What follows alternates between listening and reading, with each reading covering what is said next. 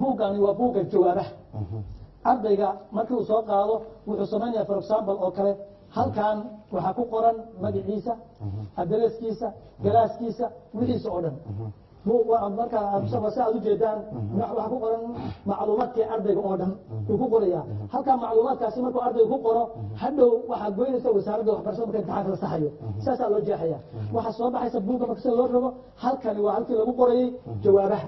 ardaygu halkaa wuxuu ku qorayaa su-aasha uu ka jawaabayo lambarkeega halkaasuna ku qoraya su-aasha haddii su-aasha labaad tahay halkaasuu qoraya haddii tala saddexaad tahay halkaasuu markuu laba boqol ayuu ku qoraya buuggan jawaabaha lagu qoraya buugga jawaabaha lagu qoray ee hadda aad u jeedaan sidii u calaamadaysan buugga wax lagu dhigan jiray ah ayaa hadda wasaaraddu soo kordhisay buuggaasi waa buugga ardaygu ku jawaabi doono ee markuu su-aalaha akriyo su-aal walba sida u kala horeyso uu lambaraynayo su-aal walba marka uu ka jawaabayo wuxuu ku qorayaa su-aasha uu ka jawaabayo lambarkeega markaasuu jawaabtii halkaa ku qoraya taas waxay kutusaysaa in markii hore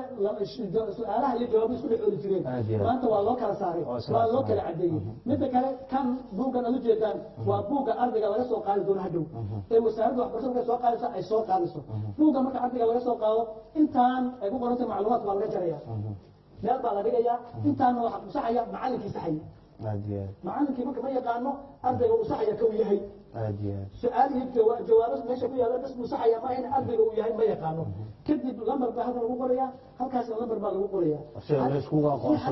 isku waafajiyo marka la sameynayo sidii mar walba ahaan jirtay laakiin maanta waxaan kusoo qornay waa buuggaasi oo buugladka ah oo aad ujeedaan oo hadda calaamad ku qoran tahay taasi waxay kutusaysaa in ardaygu su-aalihii loo geeyey uu hore u qaato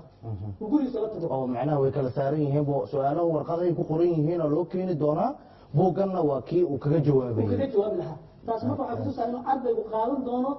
su-aalihiisii su-aalihii markuu guriga tago waxay faa'iido u tahay awal waa laga soo qaadi jiray su-aalaha iyo jawaabaha ardayga laakiin ardaygu maanta wuxuu la tegayaa gurigiisa su-aalihii taasina wuxuu ardaygaasi cadaynayaa imise su-aalood baad ka jawaabtay imise su-aalood baad khaladay ardaygii inta marka una imtixaanka la qaaday uu ogaan jiray maxaad qalday maxaad kaxday wuxuu kasoo tegay wixii kale laakiin maanta wuxuu garanayaa arday markuu isagu isqiimeeyo ardaygii wax bartay laakiin kii kale waxba ma garan karo kolkaas